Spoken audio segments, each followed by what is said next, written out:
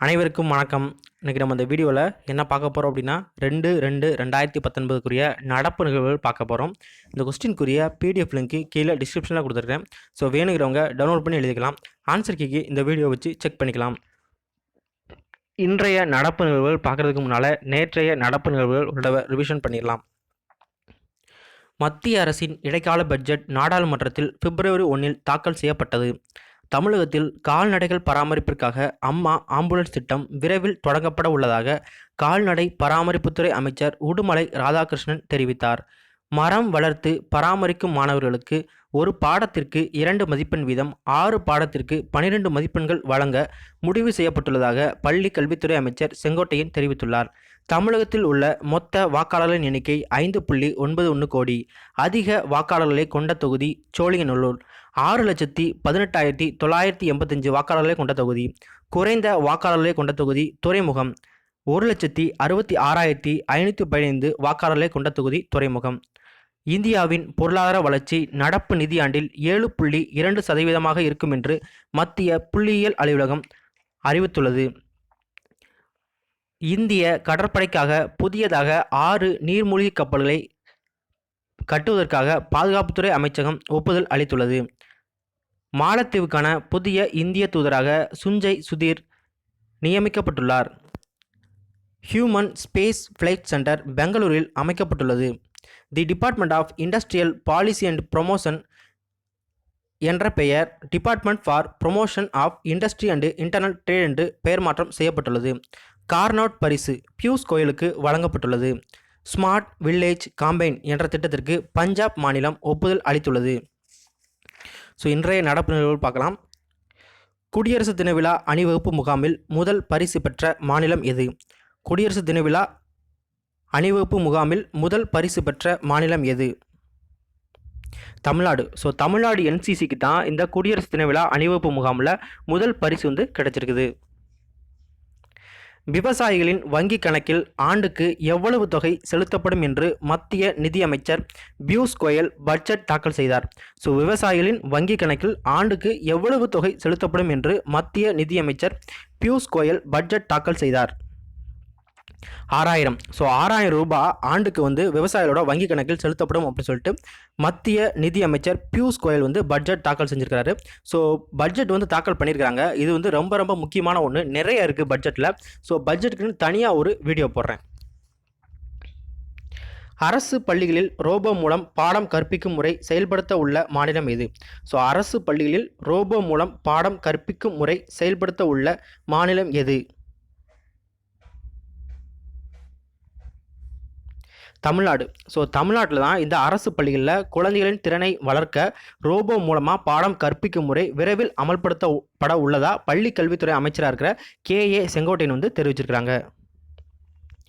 மண்ணின் மொழிகள் பாதுகாப்பு விழா எங்கு நடைபெற்றது? ஸோ மண்ணின் மொழிகள் பாதுகாப்பு விழா எங்கு நடைபெற்றது? பிரான்ஸில் பாரிஸ் அப்படிங்கிற இடத்துல மண்ணின் மொழிகள் பாதுகாப்பு விழா நடைபெற்றிருக்குது. மறைந்த முதல்வர் ஜெயலலிதா பிறந்த நாளையொட்டி சென்னை உலக தமிழ் ஆராய்ச்சி நிறுவனத்தில் தமிழ்தாய் பெருவிழா தொடங்கிடுச்சு. அதில் தமிழ் வளர்ச்சித்துறை அமைச்சராக இருக்கிற பாண்டியராஜன் ராமானுஜம் எழுதிய அண்ணாவின் கடிதத்தில் உலக வரலாறு அப்படிங்கிற ஒரு நூலை வெளியிட்டிருக்காங்க. ஸோ அப்போ சொல்லியிருப்பாங்க மண்ணின் மொழிகள் பாதுகாப்பு விழாவில் நான் பங்கேற்றேன் அப்படின்னு சொல்லிட்டு. ஸோ மண்ணின் மொழிகள் பாதுகாப்பு விழா எங்கே அப்படின்னு பார்த்தீங்கன்னா பாரிஸ், அதாவது பிரான்ஸில் உள்ள பாரிஸில் நடந்துச்சு. உலக ஈரநிலங்கள் விழிப்புணர்வு தினம் எந்த நாளில் கொண்டாடப்படுகிறது? ஸோ உலக ஈரநிலங்கள் விழிப்புணர்வு தினம் எந்த நாளில் கொண்டாடப்படுகிறது? பிப்ரவரி 2. ஸோ பிப்ரவரி 2 தான் இந்த உலக ஈரநிலங்கள் விழிப்புணர்வு தினம் கொண்டாடப்படுகிறது. இந்த ஆண்டுக்கான கருப்பொருள், அதாவது தீம் என்ன அப்படின்னா ஈரநிலங்களும் பருவகால மாற்றங்களும் அப்படிங்கிறது. ஈரநிலங்களும் பருவகால மாற்றங்களும். இந்த உலக ஈரநிலங்கள் விழிப்புணர்வு தினம் 1971 பிப்ரவரி 2 எஸ்கண்டர் ஃபெரோஸ் அப்படிங்கிற தலைமையில் ஈரான் நாட்டில் ராம்சார் அப்படிங்கிற ஒரு நகரத்தில் 18 நாடுகள் கலந்து கொண்ட ஒரு கூட்டத்தில் உலகளாவிய ஈர நிலங்களை பாதுகாக்கும் ஒப்பந்தம் கையெழுத்திடப்பட்டது. ஸோ அந்த நாளை நினைவு கூறும் வகையாக இந்த உலக ஈர நிலங்கள் விழிப்புணர்வு தினம் பிப்ரவரி 2 கொண்டாடுறாங்க. 200 ஒருநாள் கிரிக்கெட் போட்டியில் பங்கேற்ற முதல் இந்திய வீராங்கனை யார்? ஸோ 200 ஒருநாள் கிரிக்கெட் போட்டியில் பங்கேற்ற முதல் இந்திய வீராங்கனை யார்?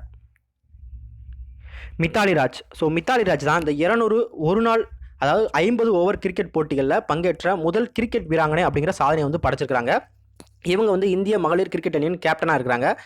இந்திய மகளிர் கிரிக்கெட் அணி வந்து இது வரைக்கும் 263 ஒரு நாள் ஆட்டங்கள் வந்து ஆடி இருக்குது. அதில் இவங்க வந்து 200 ஒரு நாள் ஆட்டங்கள் வந்து ஆடி இருக்கிறாங்க.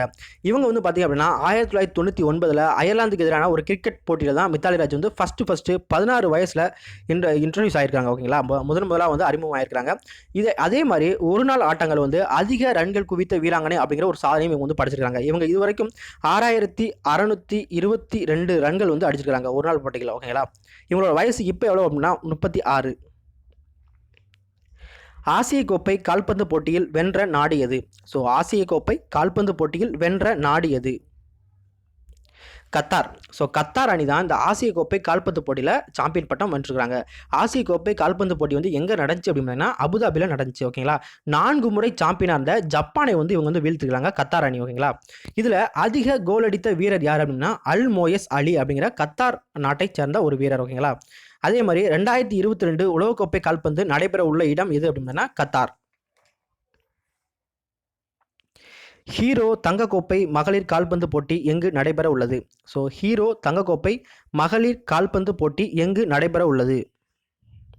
ஒடிஷா. ஸோ ஒடிஷாவில் புவனேஸ்வர் அப்படிங்கிற இடத்துல வந்து வர்ற 9ஆம் தேதி இந்த ஹீரோ தங்கக்கோப்பை மகளிர் கால்பந்து போட்டி வந்து நடைபெற இருக்குது.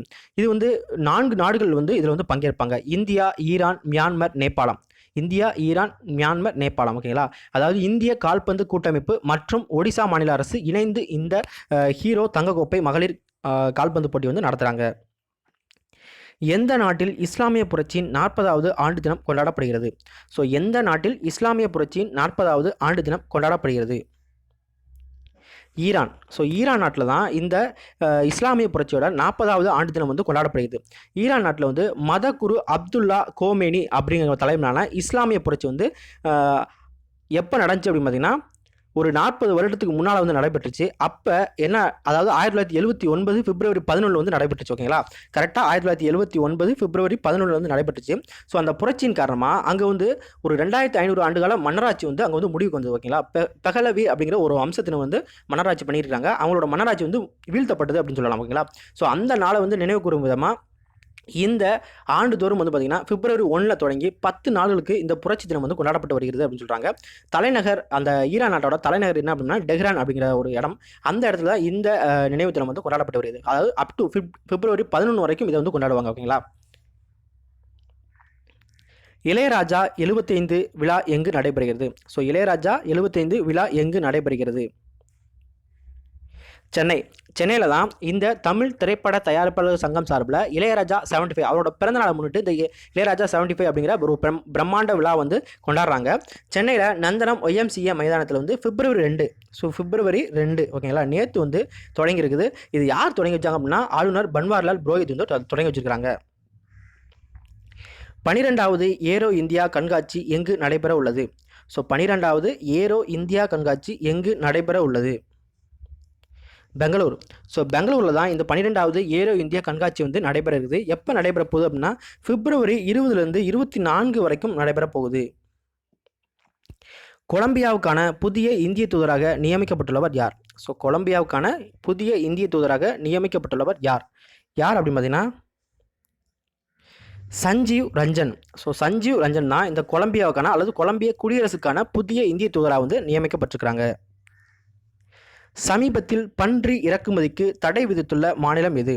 ஸோ சமீபத்தில் பன்றி இறக்குமதிக்கு தடை விதித்துள்ள மாநிலம் எது? மிசோரம்.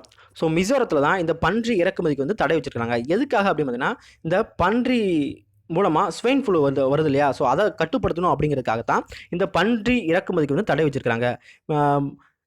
மிசோரத்தோட கேபிட்டல் என்னென்னா ஐஸ்வால். சிஎம் யார் அப்படின்னா சோரம் தங்கா. கவர்னர் யார் அப்படின்னா கும்மனம் ராஜசேகரன். ஸோ இன்றைய நடப்பு நிகழ்வு முடிஞ்சு. தினசரி திருப்புதல் பயிற்சியில் நேற்றைய கேள்விக்குரிய பதில்கள் பார்க்கலாம். இம்பெக்ஸ் என்ற கூட்டு இராணுவ பயிற்சி இந்தியா மற்றும் எந்த நாட்டுக்கும் இடையே நடைபெற்றது? இம்பெக்ஸ் என்ற கூட்டு இராணுவ பயிற்சி இந்தியா மற்றும் எந்த நாட்டுக்கும் இடையே நடைபெற்றது? மியான்மர். ஸ்கேட்ஃபார்ம் என்ற திட்டத்தை அறிமுகம் செய்துள்ள மாநிலம் எது? ஸ்கேட்ஃபார்ம் என்ற திட்டத்தை அறிமுகம் செய்துள்ள மாநிலம் எது அப்படின்னா திரிபுரா. இன்றைய கேள்விகள்: ஸ்வீடன் புதிய பிரதமராக தேர்வு செய்யப்பட்டுள்ளவர் யார்? ஸோ ஸ்வீடனின் புதிய பிரதமராக தேர்வு செய்யப்பட்டுள்ளவர் யார்? இரண்டாவது கேள்வி: தேசிய சீனியர் ஆடவர் ஹாக்கி போட்டியில் சாம்பியன் பட்டம் வென்ற அணி எது? தேசிய சீனியர் ஆடவர் ஹாக்கி போட்டியில் சாம்பியன் பட்டம் வென்ற அணி எது? இந்த 2 கேள்விகளுக்கும் பதில் தெரிஞ்சு அப்படின்னா கமெண்ட் பண்ணுங்கள். தெரியலனாலும் பரவாயில்ல, சர்ச் பண்ணி கமெண்ட் பண்ணுங்கள். தேங்க்யூ.